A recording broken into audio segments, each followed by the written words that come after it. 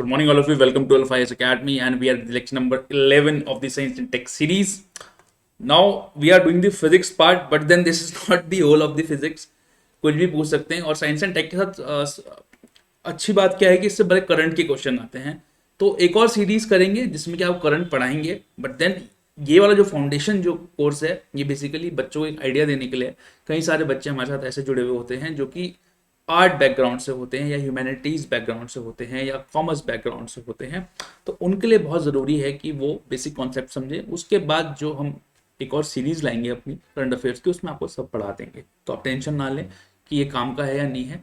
Detail में आपको पढ़ना है तो आप हमारे नोट्स पे पढ़ सकते हैं, और अगर आपको सिर्फ कॉन्सेप्ट समझना है तो वो उसके लिए वीडियो काफ़ी है. So I thank you all for watching and beginning for the day. First topic for the day is motion. Now देखो, मोशन क्या है कि एनीथिंग दैट इज मूविंग, है ना, कुछ भी जो मूविंग है या मोशन में है, ठीक है, आप चल रहे हो, आप दौड़ रहे हो, तो ये चीज क्या है, मोशन में है. अब जब आप स्ट्रेट लाइन में चलते हो तो उसको बोल देते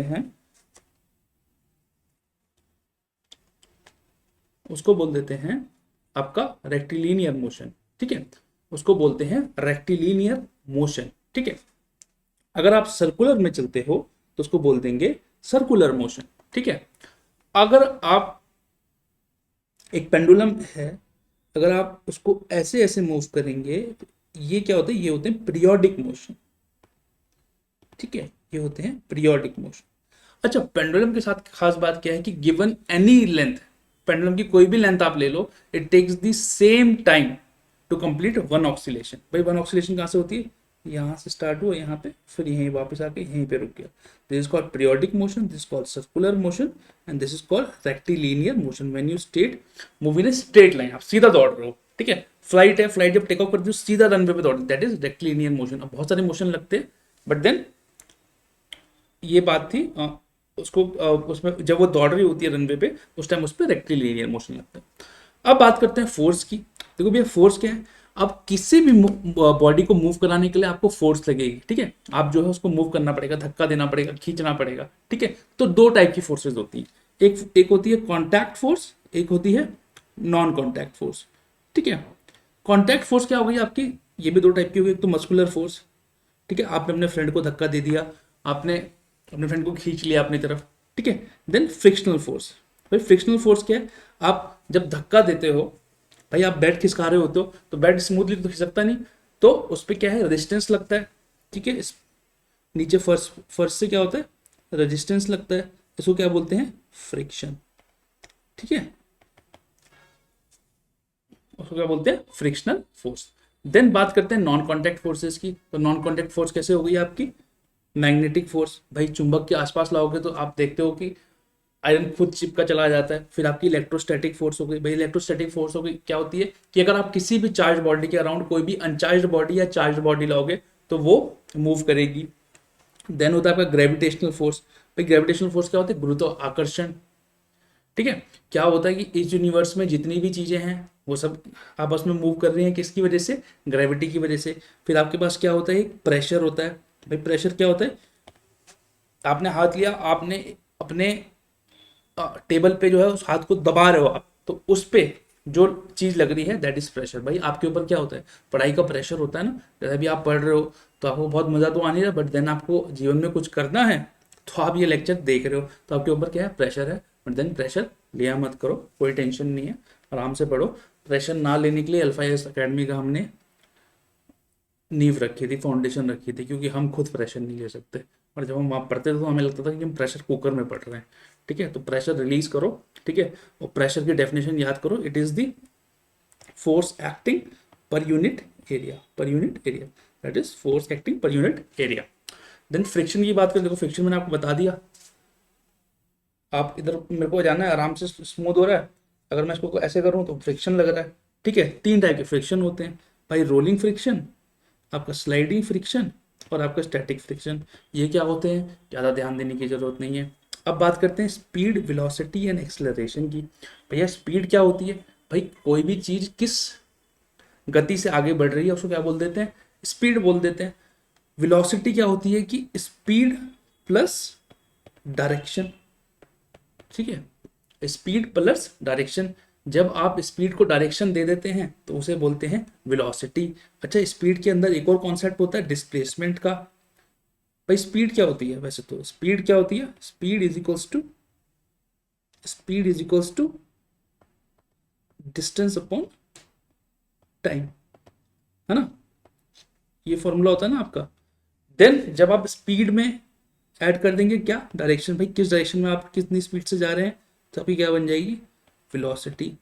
और rate of change of velocity को क्या बोल देंगे आप, एक्सेलरेशन। भाई किस रेट से आप अपनी वेलोसिटी चेंज कर रहे हो उसको क्या बोल देंगे, एक्सेलरेशन। ठीक है। अब एक चीज होती है डिस्टेंस एंड डिस्प्लेसमेंट। भाई ये एक पॉइंट ए है, एक पॉइंट बी है, ठीक है, नीचे बनाते हैं इसको, ये एक पॉइंट ए है, एक पॉइंट बी है, इससे आप सीधा जा सकते हो। तो जो शॉर्टेस्ट डिस्टेंस होगा उसको बोलते हैं डिस्प्लेसमेंट। ठीक है। और आप यहाँ से यहाँ ऐसे भी जा सकते हो, ऐसे भी जा सकते हो, ऐसे ऐसे ऐसे भी जा सकते हो, ये सब बाकी क्या है, ये सब डिस्टेंस है। ठीक है। तो displacement is the shortest distance. अब सर्कुलर में जो डिस्टेंस तो कुछ 2πr होता है, बट डिस्प्लेसमेंट 0 होता है, क्योंकि अगर आप सर्कुलर कोई भी ट्रैक लेंगे आप तो डिस्प्लेसमेंट आपका 0 रहेगा हमेशा, क्योंकि आप उसी पोजीशन पे आके खड़े हो जाते हैं। अगर आप ए से स्टार्ट किया आपने, वापस घूम के ए पर ही आ गए, तो आपका डिस्प्लेसमेंट इज इक्वल्स टू 0। ठीक है। अब बात करते हैं न्यूटन्स की लॉ की। 3 लॉज हैं, बड़ा अच्छा डायग्राम है न्यूटन के 3 लॉ के। पहला लॉ क्या है, लॉ ऑफ इनर्शिया। भाई लॉ ऑफ इनर्शिया क्या बोलते हैं कि कोई भी बॉडी अगर वो मोशन में है या वो रेस्ट में है तो वो तब तक मोशन या रेस्ट में ही रहेगी जब तक आप उसके ऊपर एक एक्सटर्नल फोर्स अप्लाई नहीं कर देते। मान लिया मैं बैठा हुआ हूं तो मैं बैठा ही रहूंगा जब तक कोई आके मुझे धक्का नहीं दे देता, या मैं दौड़ रहा हूं तो मैं दौड़ता ही रहूंगा अनटिल अनलेस कोई फोर्स आके मुझे रोक नहीं लेती। तो ये थी law of inertia, this is the first law of Newton. भाई सेकेंड लॉ ऑफ न्यूटन आपने सबने पढ़ा होगा, force is equals to mass into acceleration, F is equals to M into A. ठीक है। Force is equals to mass into acceleration. भाई मतलब जितनी ज्यादा फोर्स उतना ज्यादा एक्सेलरेशन, और F is equals to M into A है तो A is equals to F upon M, तो मतलब ए और एम जो है इन्वर्सली प्रोपोर्शनल हो गए। तो मतलब जितना ज्यादा मास होगा उतनी ज्यादा एक्सेलरेशन कम होगी। मतलब जितना भारी, भाई आपने देखा होगा फरारी कितनी तेज चलती है और एक ट्रक कितना हल्का चलता है, तो किसकी वजह से, मास क्योंकि ज्यादा है। ठीक है। देन न्यूटन का थर्ड लॉ, ठीक है, आप किसी से मोहब्बत करो कोई आपसे मोहब्बत करेगा, ऐसा होता नहीं है, but then every action has opposite reaction. वो मोहब्बत में भी हो सकता है, वो नफरत में भी हो सकता है, बट रिएक्शन जरूर मिलेगा आपको। ठीक है। तो ये क्या बोलता है कि आप कोई भी एक्शन करेंगे तो उसका रिएक्शन जरूर होगा। ठीक है। उसके 2 क्राइटेरिया, एक तो आप उस दूसरे बंदे पे फोर्स, मतलब if an object exerts a force on other object and the second exerts an equal and opposite force to the first। भाई आपने बॉल देखी है, बॉल कभी आप दीवार पे मारते हो बॉल आपके पास आ जाती है, तो न्यूटन थर्ड लॉ। ठीक है। अब बात करते हैं ग्रेविटेशन की। भाई देखो ग्रेविटी क्या है, देखो ये आपका अर्थ है, ये आपका मून है। अब मून जो है अर्थ के सर्कुलर में घूमता है। भाई सीधा क्यों नहीं घूमता ये, क्योंकि ये एक फोर्स लगती है सेंट्रीपिटल फोर्स। सेंट्रीपिटल, भाई आपने देखा ऐसे अगर आप पेन पे रस्सी बांध के कोई चीज घुमाएं ऐसे ऐसे, इसी को बोलते हैं सेंट्रीपिटल फोर्स। तो मून पे लगती है सेंट्रीपिटल फोर्स, और वो किसकी वजह से, ग्रेविटेशनल फोर्स की वजह से।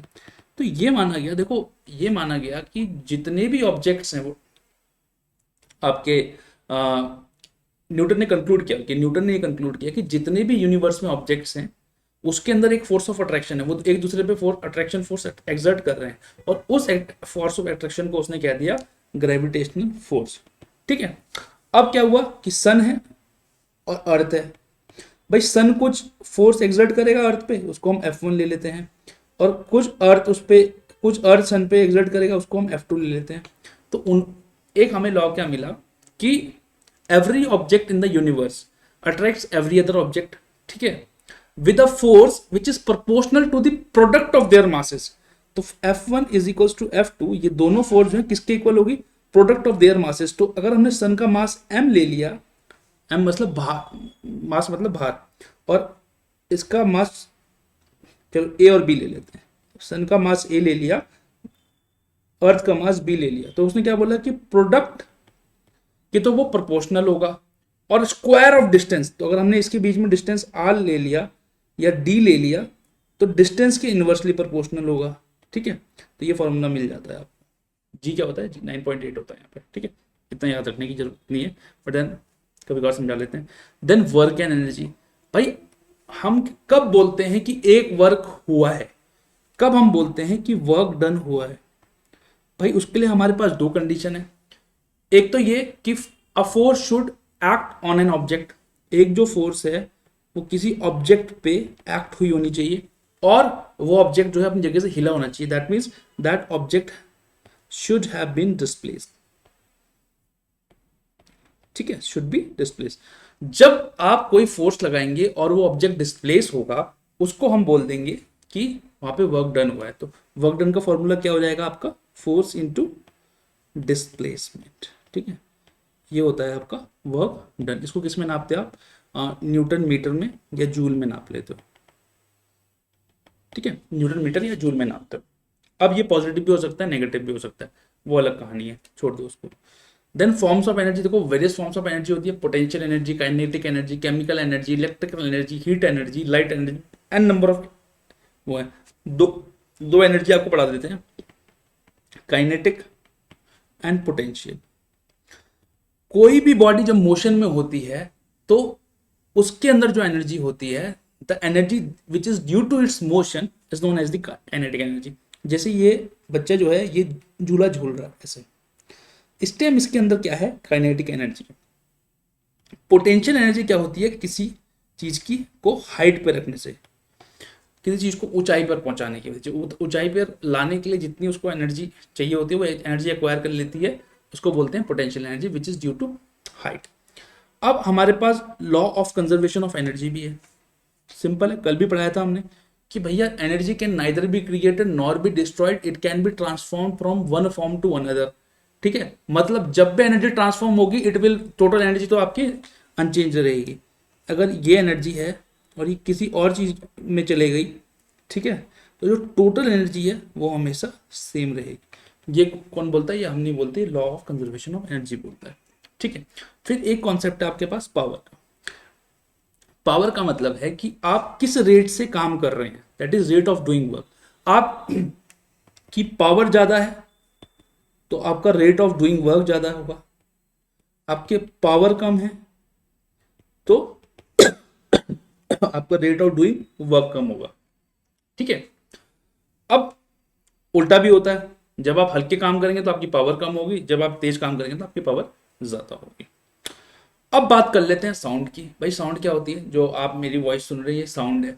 ठीक है, आवाज हमारी। ठीक है, अब साउंड की खासियत क्या है कि ये सॉलिड, लिक्विड एंड गैस तीनों में ट्रेवल कर सकती है, लेकिन ये वैक्यूम में ट्रेवल नहीं कर सकती। याद रखिएगा ये बात, साउंड जो है वैक्यूम में ट्रेवल नहीं कर सकती। ठीक है, और जब स्पीड ऑफ किसी भी ऑब्जेक्ट की स्पीड, जब मान लिया फाइटर जेट आपने देखे होंगे, फाइटर जेट की स्पीड जब स्पीड ऑफ साउंड से ज्यादा हो जाती है तो there is something called as sonic boom होता है। ठीक है, सोनिक बूम होता है। सोनिक बूम कब होता है कि किसी ऑब्जेक्ट की स्पीड जब स्पीड ऑफ साउंड से ज़्यादा हो जाती है तो एक बहुत ज़्यादा एनर्जी निकलती है जिसको हम सोनिक बूम मिलता है। आप यूट्यूब पे जाकर देखिएगा, बड़ा अच्छा लगता है सोनिक बूम सुनने में, कूं करके आवाज़ आती है। ठीक है, देन प्रोपोगेशन ऑफ साउंड की बात करूं तो मैंने आपको बता दिया कि सॉलिड लिक्विड गैस में प्रोपोगेट होगी, वैक्यूम में नहीं होगी। भाई प्रोपोगेशन का मतलब क्या होता है, अब मैं आपको बोल रहा हूँ, आपको आवाज़ सुनाई दे रही है, अब चलो अभी तो रिकॉर्ड हो रही है, बट देन ये मेरे मुंह से और माइक तक भी तो पहुंच रही है, तो किसके थ्रू पहुंच रही है, एयर के थ्रू।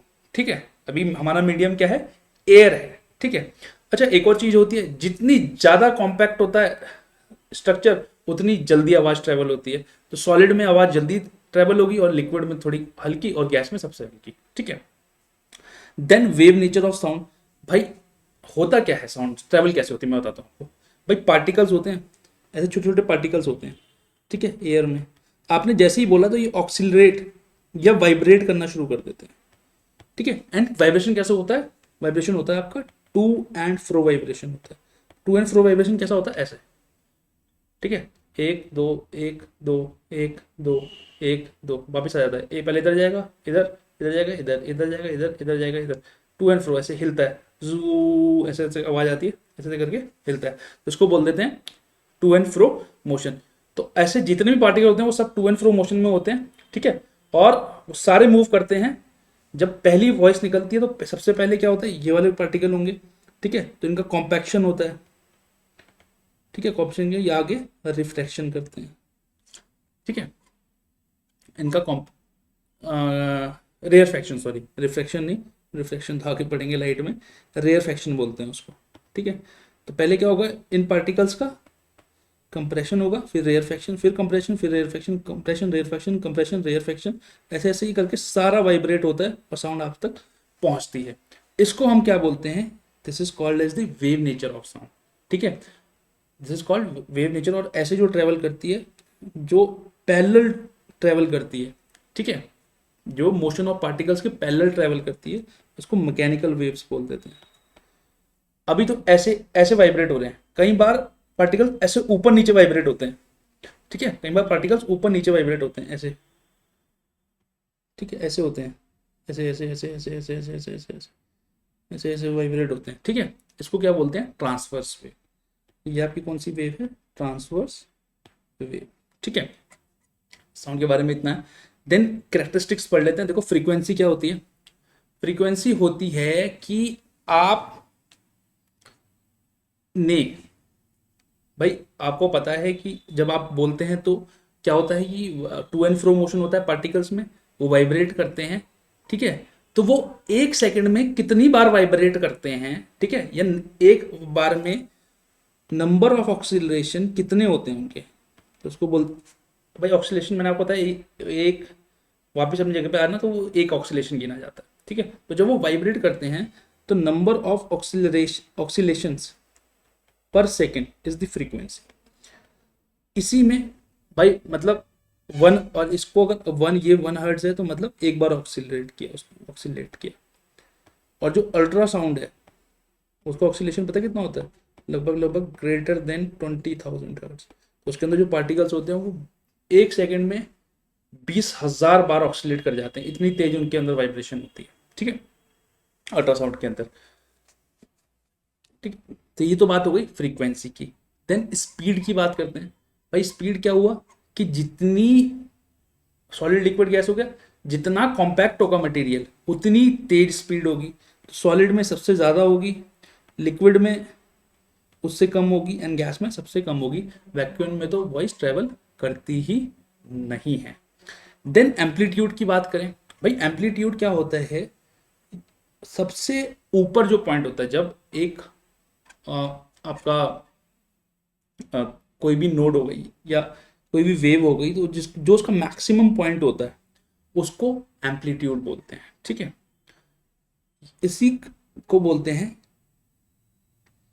क्रेस्ट, और नीचे वाले को बोलते हैं ट्रफ, ठीक है, इसको बोलते हैं ट्रफ, ठीक है। तो मैक्सिमम डिस्टेंस, तो आपका एम्पलीट्यूड क्या हो गया, मैक्सिमम डिस्टर्बेंस, चाहे वो ऊपर हो चाहे नीचे हो, ठीक है।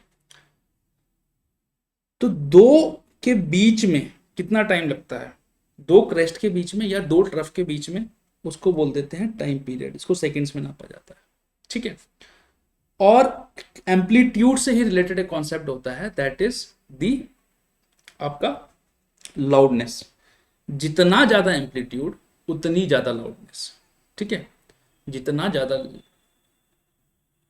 एम्पलीट्यूड उतना ज्यादा आपका डिस्टर्बेंस, ठीक है। वेवलेंथ को आप कैसे और बोल सकते हैं कि किसी भी distance between two consecutive compression and two consecutive rarefactions, ठीक है, तो उसको भी कॉन्जिक्यूटिव, बट मैं डायग्रामेटिकली आपको समझा रहा था। तो two consecutive compressions and two consecutive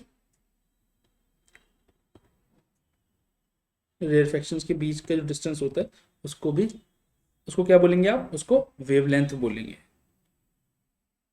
ठीक है, उसको बोल देंगे आप वेवलेंथ। ये तो वेवलेंथ क्या हो गया आपका, पीछे लिख दिया मैंने, distance between two rarefactions and two compression, two consecutive rarefaction, ठीक है, और टू कंप्रेशंस, तो वो हो गया उसका वेवलेंथ। अच्छा, साउंड लाउडनेस के बारे में हम आपको बता रहे थे, तो मैक्सिमम जो डिस्टरबेंस, जो मैक्सिमम जितनी ज़्यादा एम्पलीट्यूड होगा उतनी ज़्यादा लाउडनेस होगी, ठीक है। अच्छा, लाउडनेस और एम्पलीट्यूड के बीच में क्या डिफरेंस होता है कि ये स्क्वायर में बढ़ता है, मतलब अगर आप एम्पलीट्यूड को 2 बढ़ाओगे तो लाउडनेस 4 बढ़ेगी, अगर आप एम्पलीट्यूड को 4 बढ़ाओगे तो आपकी लाउडनेस 8 बढ़ेगी, ठीक है। ये बाय ट्वाइस बढ़ता है, ठीक है, लाउडनेस, ठीक है। लाउडनेस और एक चीज होती है आगे पिच, ये लाउडनेस और पिच जो होती है ना, ये इन्वर्सली प्रोपोर्शनल होते हैं, pitch is inversely proportional to loudness, मतलब जितनी ज्यादा लाउडनेस होगी उतनी कम पिच होगी, जितनी कम पिच होगी उतनी ज्यादा लाउडनेस होगी, ठीक है, उल्टा होता है, ठीक है। पिच क्या होता है, श्रिलनेस, आपका जो कान में आवाज चुभती है ना, कई बार श्रिल होती है आवाज, ठीक है, उसको बोलते हैं आपका पिच। टाइम पीरियड मैंने आपको बता दिया, ये आपका टाइम पीरियड होता है, एक क्रेस्ट और या एक ट्रफ के बीच का डिस्टेंस, ठीक है, वो आपका टाइम पीरियड हो गया, कितना उसको टाइम लगा पहुंचने में वापस ऐसे, तो ये, तो यहाँ से पहुंचने में कितना टाइम लगा इसको वापस, इसी को टाइम पीरियड बोलते हैं, ठीक है।